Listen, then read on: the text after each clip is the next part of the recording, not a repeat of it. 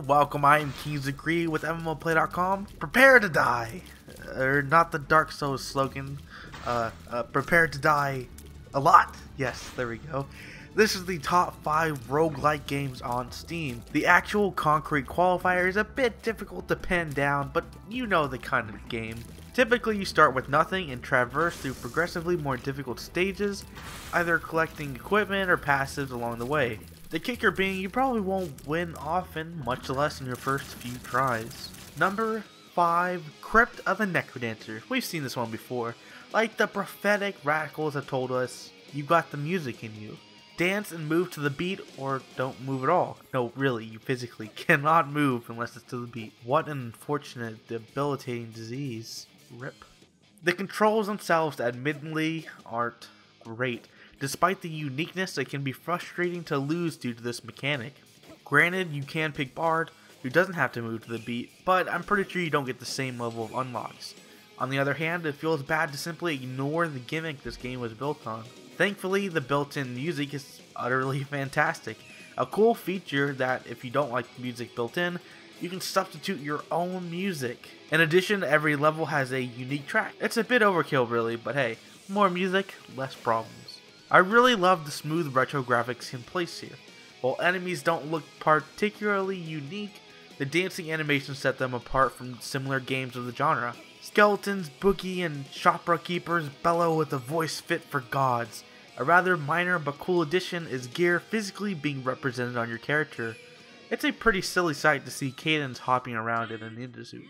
A huge downside is the variety, or lack thereof. Essentially what you can unlock and by proxy equip in the levels.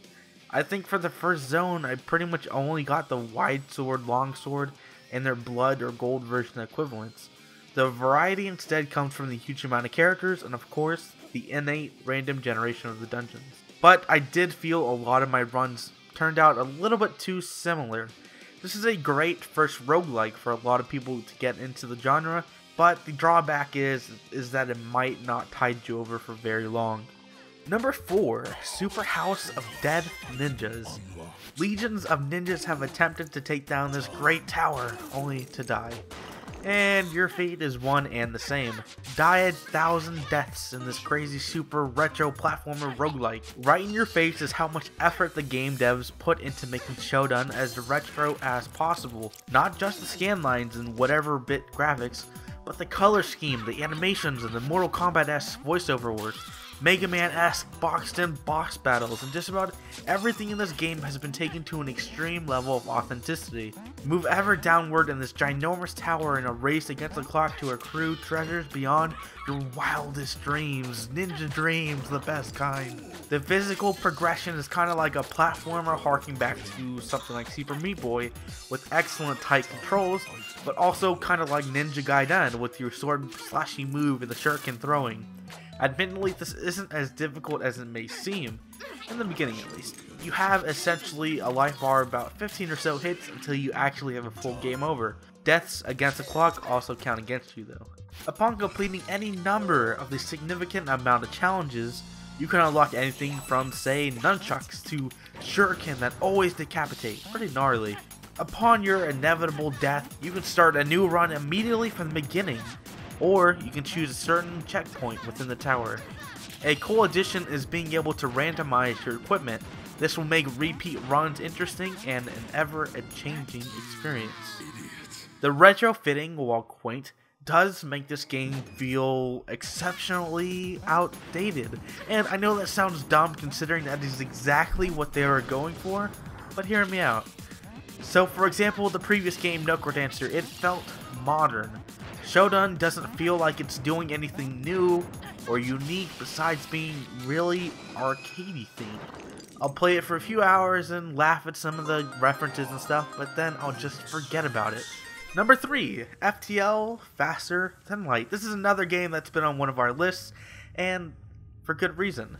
In space, no one can hear you scream, or your ship explode, or anything really. Science is pretty strange once you get into it. And light is science faster than light. Yes, the transitions are OP. Prepare for takeoff, ladies and gentlemen. It is a ride you won't soon forget. Just don't rename anybody. You don't want to be getting attached. They will die. Everyone dies. What is even the point? Oh god. Well, let's get the caveat out of the way of this otherwise extraordinary game. I hate the visual style. It's so basic and minimalistic, but not in a charming way, in a way that's like, well, we ran out of budget. Blah. I just hate how everything is so static. The ships, the backgrounds, nothing feels dynamic. It's very reminiscent of an actual physical board game setup. I hope an FTL 2 comes out someday with something a little bit more visually stimulating. Anyway, your journey is to outrun rebels and deliver valuable information. In the end, you get to be the hero of the Empire and take down the rebel fleet. A lot of weight on your shoulders, but fret not. There are people across the galaxy willing to help you succeed. Somewhat similar to Zork, the old text-based adventure, you actually get text-based pop-ups presenting abundant detail of the lore and situations that you're in. I'll paraphrase one here. Yo man, these people dying shit. Don't interfere, we kill you too, fool. If you choose to ignore them, the people in dire need will probably die a gruesome death. Probably. But you're a hero of the people and you need scrap, so get in there, Tiger. More often than not, you enter combat. Nothing good ever came free after all. Combat is unfortunately a bit on the bland side, but it typically breaks down to something like aim missile at shields and then aim lasers at weapon systems. Later in the game, you'll probably have extra weapons or maybe a drone system or something like that, but it costs so much scrap and it takes so much to actually get those. I need that for repairing my ship. On occasion, you have systems like stealth or an array of weapons doing different tasks like neutralizing ship parts or dealing extra hull damage or no hull damage for more damage to systems and all that stuff. But it always felt like it was too difficult to actually break away from the standard build that you start with. Overall, I've had some pretty harsh words, but it really is, there's something special about it that keeps me coming back all the time. Every adventure is a new chance to make less mistakes and never go further. Every adventure opens up for more lore and exploration into this world, and it's just like there's something about it. Every run you get to make less mistakes, and your knowledge increases, and you know how to dictate every situation, and that is exactly how you get further. It's through your knowledge and with a heap of luck, but mostly your knowledge, and that's what is so great about it, as opposed to something like I'll reference Necrodancer again. It's just like every run is 100% like Twitch skill, and this is more about thought-provoking stuff, you know what I mean? Number 2, Risk of Rain. It is a terrible day for rain, but sir, it's not raining. Yes it is. I hope people everywhere are remembering Full Metal Alchemist and crying right now. Good. Risk of Rain is probably one of my favorite games that I don't actually want to play. Visually simple, there isn't a whole lot of eye candy here. Effects look cool, bosses are appropriately epic, but a lot of the characters blend into the background, environments aren't particularly well created and all that stuff, but it does look good. Although it does look a little on the bland side, games in this genre typically get a bit of a pass so long as they make up for it in different aspects. What is great is how Risk of Rain plays. Tight action dictates the breakneck pace. Keep moving or die. but not like Necrodancer either. Enemies will be constantly spawning around you as you search for that elusive teleporter, summoning that big old boss and putting you one step closer toward your goal. You have equipped a weapon and several spammable skills. The default commando in particular has a nice well-rounded kit of fire, piercing, knockback, roll, dodge, and rapid fire.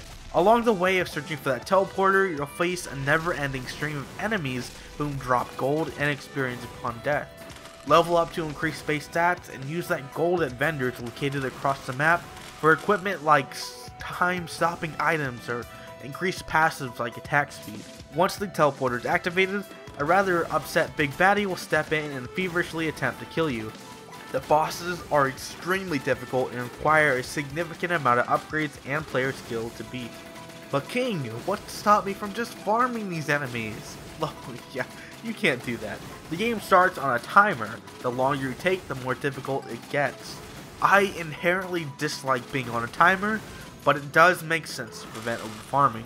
which is why I like to watch this game more than I like to play it, because I think this opens up some opportunities for speedrunners to really make an impressive showing, as opposed to me trying to farm for a little bit too long and then I just can't beat anything, which can be a bit frustrating. Number 1, The Binding of Isaac. Isaac! God, what, man? I'm standing right here. Jeez. Evidently your mother hates you and forced you into a basement. But I mean, come on. Whose mom hasn't? Oh god. Regardless of whether or not you like the narrative, the theming is fantastic. I love the whole biblical heavy-handed inferences and references going on. The graphics are gross, to say the least. For many people, it's simply too much. I can definitely understand. Who would want to see fart jokes, dismembered children, sacks of guts, and whatever gross stuff Ed whatever pants shoved in here? But as a side note, there is a new version of this game out there with a tacked on rebirth. It is basically DLC with a really nice visual update. But onto the actual roguelike park. You move around the screen and typically shoot bullets, tears, at a variety of enemies. Throughout the game, you will get mostly passive upgrades like flaming tears, more health, increased stats, but sometimes you'll get awesome stuff like laser beams, or you get to throw bombs, and or you can even shoot people with flies. The progression takes place on a track of levels forking at a certain point towards 2 different endings complete with their own boss. Every level has its own boss, but the endgame bosses are especially difficult. Upon completion, you get neat things like new items, characters, and challenge modes, putting you into very strange situations like not being able to shoot, but having a halo of invulnerable flies that constantly do damage. Even though stages are pretty similar, they almost always break down in a different manner as soon as the first floor, due to most levels having an item room and an item drop after the boss, in addition to a chance for a deal with the devil or angel for another item. One run may have you as a disembodied cat, flinging flies, and another may have you shooting bullets like a machine gun. There are so many variations stemming from every step of the experience. Though not especially difficult, with a dozen or 2 hours you'll be winning every game. The fun is in the exploration and the gamble of a different run every time. Personally, I played for hundreds of hours and don't plan on stopping anytime soon. Also, as a small plug, if you like this game, you'll probably like Northern Lion. Personally, I watched this Binding of Isaac playthrough a lot. So that is it for the best roguelikes on Steam. If you have a differing opinion or a great idea for a listicle video, please let us know in the comments below, and make sure to subscribe for more awesome content. Thanks for watching.